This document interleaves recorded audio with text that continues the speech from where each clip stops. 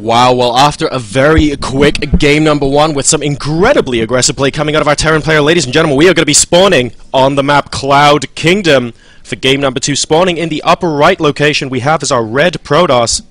Will he be able to take this back? The favorite, the top seed in this tournament, going down a game in this best of three. Slightly unexpected there, but hey, his build was very greedy and it was able to get punished. Let's see what he does in this game. Ladies and gentlemen, Dignitas.BlinG. He's going to be going up against the blue Terran over here in the bottom left-hand corner of the map. We said he had a little bit of a reputation for an aggressive style. Well, we saw all of that and more in game number one. Will he be able to possibly close out the series 2-0 over the favorite in this tournament? We'll have to find out in just a moment. From Team Infused, we have Lau. I gotta say, amazing play. The aggression, of course, La Fromage being put on the table early on. It seems that Lau didn't have enough for lunch. Yeah, he didn't have enough lunch, apparently. He went for the he's still hungry. There. Yep. He wanted some dessert as well, and I tell you what, he's got it so far. Predictions for this game, we're not going to see a Nexus first. Well, yeah, no, definitely. I wouldn't count on that. And we do actually see a Gateway first by BlinG. So he wants to maybe, well, I wouldn't say you would want to go one base unless he wants to basically get even. Could be going on tilt a little bit after that game number one, but I don't know. One gate expand is still an option. It is indeed. I mean, Lau has he's shaken BlinG a little bit here. He's proven that BlinG can be beaten. BlinG has enjoyed a run through the tournament so far where he was basically 2-0ing everyone he met. He didn't drop a map at all yesterday, and now all of a sudden Lau, in resurgent form, going to be able to take a game off the favorite in the tournament. We'll have to wait and see if BlinG can claw it back. Yeah, and I know a lot of people are going to be thinking, well, why should we be proud of that kind of cheese? Why should we reward that? It's cheesy, it's abusive, but at the same time, if you're playing a player that you're gonna have a hard time with in the late game, by all means, flip that coin. Go for a build which, hey, 1/3 of the chances, the 1/3 of the games I do this, I'm gonna get a win. And to be fair to Lau, Lau, I play it out, I've just not as good of an odd. So you're just playing the odds, man. It's just part of pro gaming. And to be perfectly fair to Lau as well, he wasn't the only one that flipped the coin. Yep. So yeah, no, definitely a very greedy play by BlinG, and Scuddy he knows that he's vulnerable to this. Now going to get taken out. Oh, so actually, yeah. It's going to survive for another 5 or so seconds, but Lau. Oh, that probe, ladies and gentlemen, BlinG going to try and get this probe out of the base. Unfortunately, it is walled in. He's just going to be able to get maybe a few pot shots off on that supply depot before dying. Sadly, he tried so hard that little probe. And BlinG now going up to 2 gases, so he's looking for a little bit of tech. We could be seeing a robo coming out of him soon, perhaps. Going into 3-gate robo. Something of a more solid build coming out of him. That's entirely possible. I don't really like that on this map. I would love to actually go for some kind of 2-base, but yeah, he's opening up the tech route, not going to go for the... Yeah, there he is. No, that makes a lot more sense. Okay, I was going to say, looking at the gas, I'm like, well, no, that doesn't really work out. He's got to go gate and expand here on this map.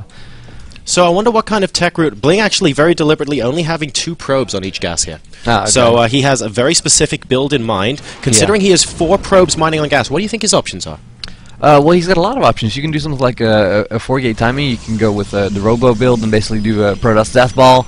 And you can do some Immortal plays actually as well. You don't have to go to those Colossi really if you don't want to. If you feel like an Immortal is stronger in this position.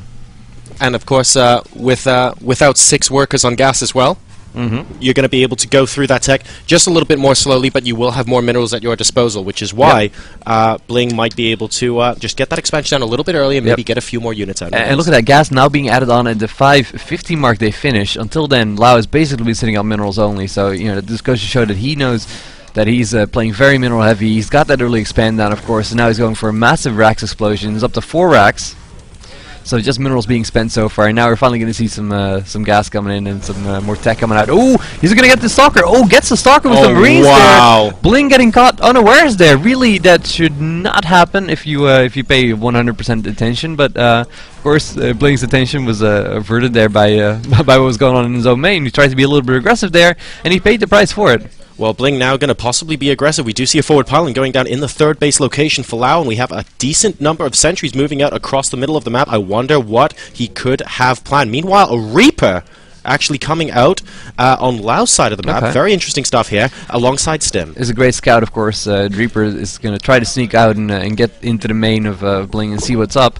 I think, however, he's going to soon know what's up when he sees the amount of sentries coming his way. Yeah, I think the sentries are going to be a big indicator indeed. We have a Zealot leading the charge here, and a couple of Stalkers going to be joining up with the army. More and more Warpins now going to be coming out from BlinG.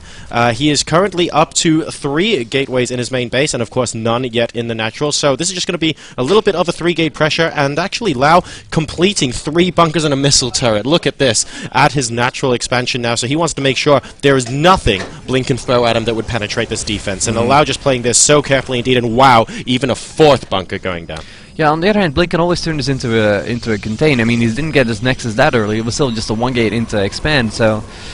You know, still, he can just force a contain right now. I don't think he can break this. This is way too sturdy to break. That one Marine. The only thing he can basically do is force field on the bunker and hope that that way ensure that the SCVs can't get a repair off. Yeah, but the problem with that is there are 4 bunkers, and even though he has a decent number of sentries here, once the bunker's full, he's still going to have some energy on those sentries for Guardian Shield and possibly force fields in the subsequent conflict. And I don't think BlinG will be able to take this right now. Trying to get some pot shots off on Marines and SCVs before the shields get depleted on those Stalkers. So really just using those shields of his to the maximum effect possible. But in the meantime, of course, both players continuing to macro up. We do see a factory with a reactor going down on it next to a constructing starport from Lau. So we're going to be seeing double medevac production possibly coming out of him very shortly indeed. Meanwhile, BlinG chrono boosting those double ups as it currently stands. 1-1 now on the way.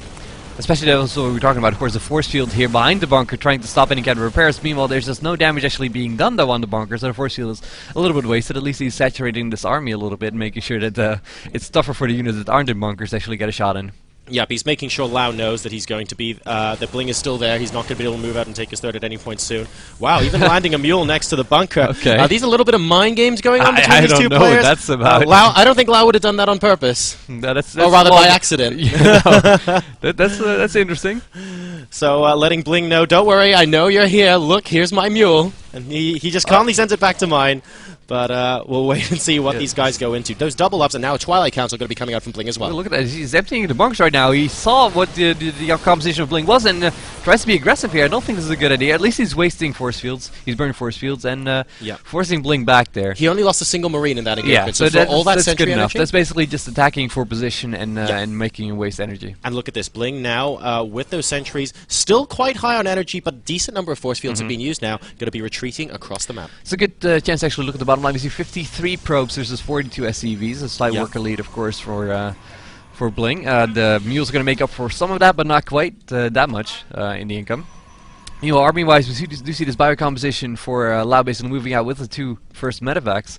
So it's 3 Marauders in that, a nice amount of Marines, so it's a high DPS army, quite capable of taking on a few Stalkers as well. Meanwhile, though, 10 Stalkers and 4 Zealots as well, 6 sentries for BlinG. Oh no! Oh, BlinG's going to see the double drop and Lau's going to have to head back. It's worth noting as well that Stim, in addition to Concussive Shell, have both been completed for Lau now. So those Marauders are going to be able to do an awful lot of damage against this Protoss army. And now it looks like Lau's just going to play this safe, just going to be walking this army over here. That would have been the drop. No sentries here, so he can't force field it just yet. And now he backs off as soon as he sees the sentries. Wise decision from Lau. Oh, he's going to be able to get into the main base. Beautiful move there, catching BlinG's army out of position, and now we have 2 full medevacs, more or less, of Marines and Marauders going to be in the mineral line for BlinG. Lau currently at 99 supply to the 101 of BlinG. A huge warp in of Zealots to try and deter this army, and it looks like Lau is loading up and trying to leave. Will he be able to get that 1 medevac out? It's going to be close, and yes, Lau escapes with a single medevac.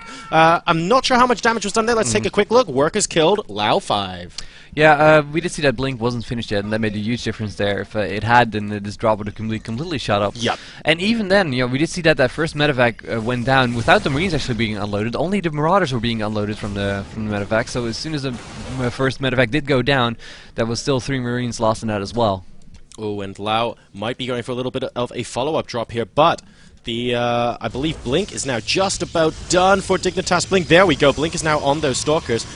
So he might be able to defend a little bit quicker, although the Stalkers, that said, are actually moving out across the map. So this might be a decent drop timing for Lau here. That 1 medevac, of course, still at the top of the map, just waiting to drop into the main base. Yep, he has the spotter pylons there, but... oh, whoa! Catches the medevacs! Oh, there's good for Lau that the Marauders weren't very far behind. He was able to stim those in. and actually now catching some of these stalkers for BlinG, so that's turning out quite nice for him, but almost losing the medevacs there because they were too far out front. That was a bit of an iffy moment. And this is the strength of the bio army for Lau. He's using these he's using his Marines and Marauders in small units and trying to pull BlinG in multiple directions at once. As a result, behind this, Lau is actually ahead in workers now, 60 to 57. He's comfortably mining at his third, and BlinG is basically still trying to establish his third base. So Lau trying his best to get a foothold into the late mid game. And then once again, the drop now going down. There's a warp in there of Zealous to try to deal with this. And he does right away just lift off, just picks off a few probes and is like, yeah, no, I did my damage. Meanwhile, though, the double drop here at the Natural right now, sniping the Robo. Nice! That nice is huge. Snipe. And that's the only Robo as well. It's not like BlinG has gone double Robo or anything like that. So beautiful snipe off on the building there for Lau. There are a lot of Zealots actually in BlinG's army composition at the moment, and he has got +3 being researched right now alongside Zealot Charge and level 1 shield. So BlinG going to be going very meaty with this Gateway army composition going into the late game. And now we have got Mobius Reactor. Oh, excellent storm! Oh my goodness, this bio army has more or less melted away so many of those units on red health, and not a medevac in sight to help them out at the moment. He's just going to try. Get a little bit of a return here, though. He does manage to go very far forward before finally the second BlinG comes on in. Just trying to keep his units alive as long as he can, but nope, finally he is shut down.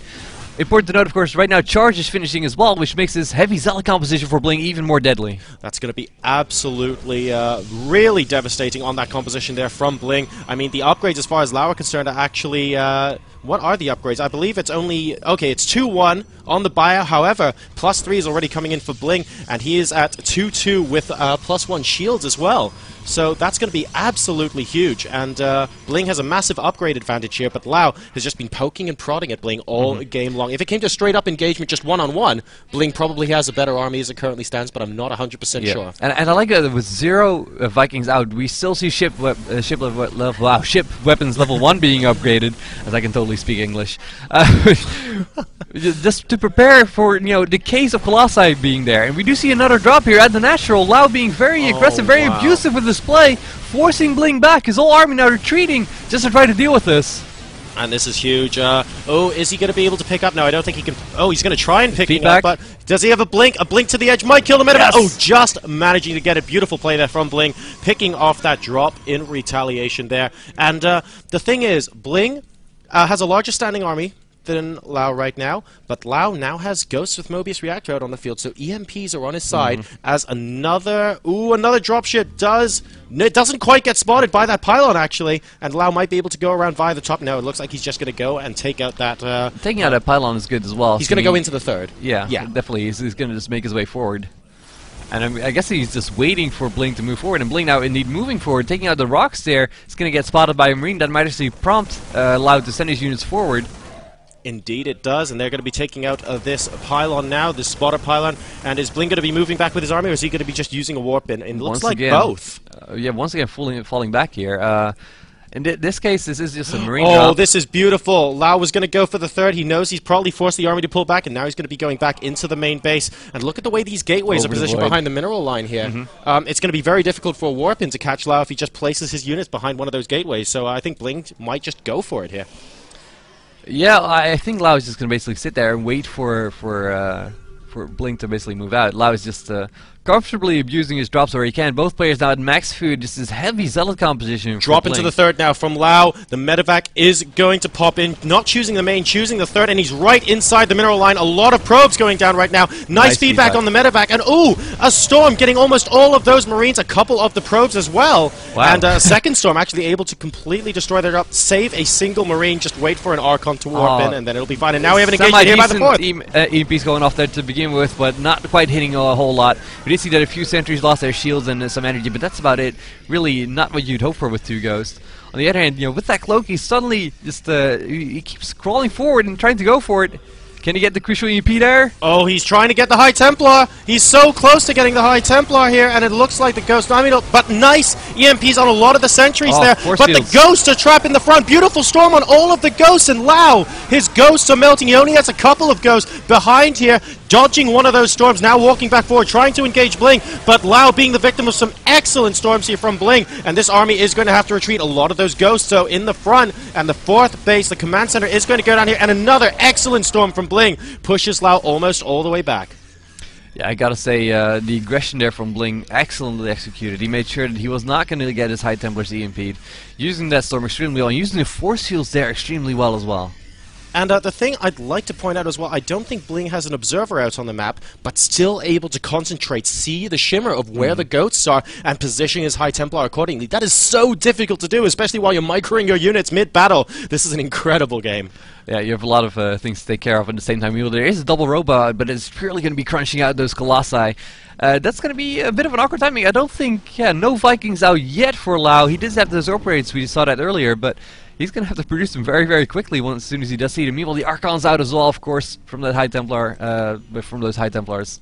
Yep, 3-1-3 upgrades now for BlinG, with a level 2 shields about to complete, so really, really ramping up the pressure here, and we do have gravitic boosters coming out from BlinG alongside a warp prism, so he's saying, well, you know what, you've been harassing me with drops all game, it's time for me to mess with a few of my own. Yeah, but you see, of course, BlinG executing on a sentry drop in the PvZ excellently in our last match, so we know he knows his way around with those warp prisms. But Lau's had quite a lot of success with drops so far this game. Oh, no. Oh, no.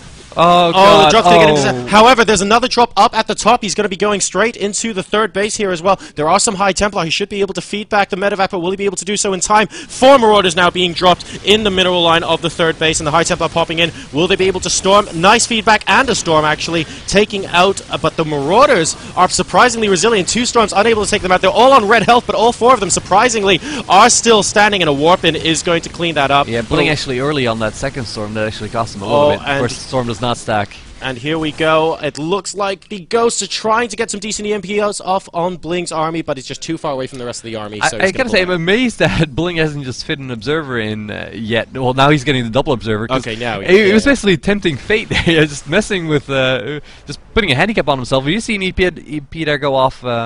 And hitting, well, maybe a single sentry and a few zealots there. So but he needs to hit those High Templar. Yep. If he can get all of the High Templar with 1 or 2 EMPs, he's going to have a massive advantage. And until he does, we've seen how good BlinG's storms are in this game.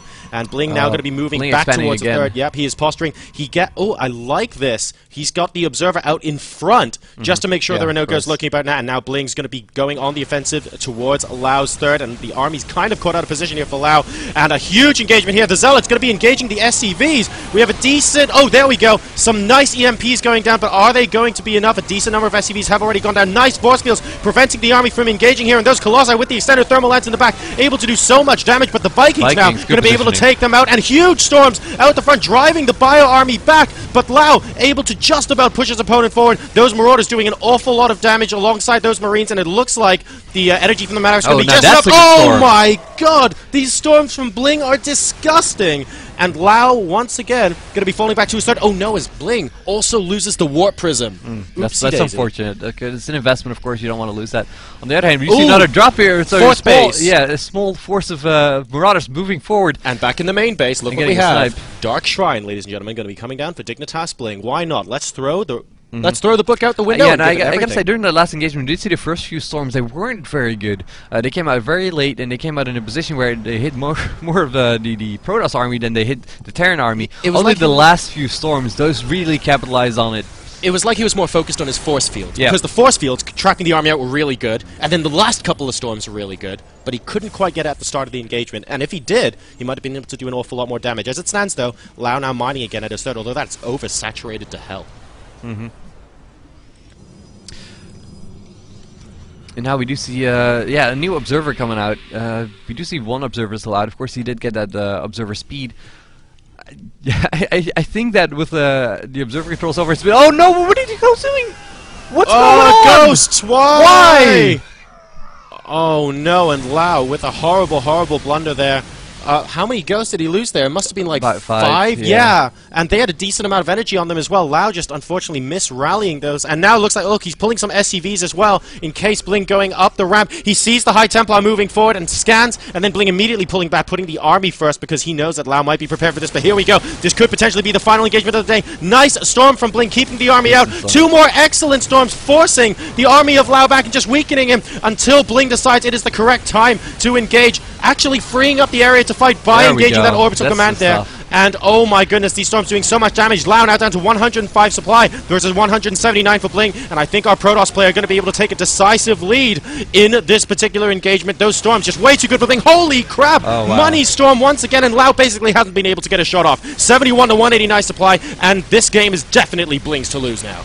Yeah, Bling now with over 100 food lead. You can't really give this away. His Exotic composition feels a little bit weak if you know, the right units come out, but with this, yeah, he can just keep pressing forward with the momentum. And there we go, good game gets called, and that means that we are tied 1-1 in this series. Oh my god, so Dignitas.BlinG going to be taking game number 2. What an amazing game we just saw there on Cloud Kingdom, and that's going to tie the series up 1-1. Dignitas.BlinG versus Infused.Lau. Guys, don't go anywhere. Game number 3, the decider, is going to be played right here, right after these commercials.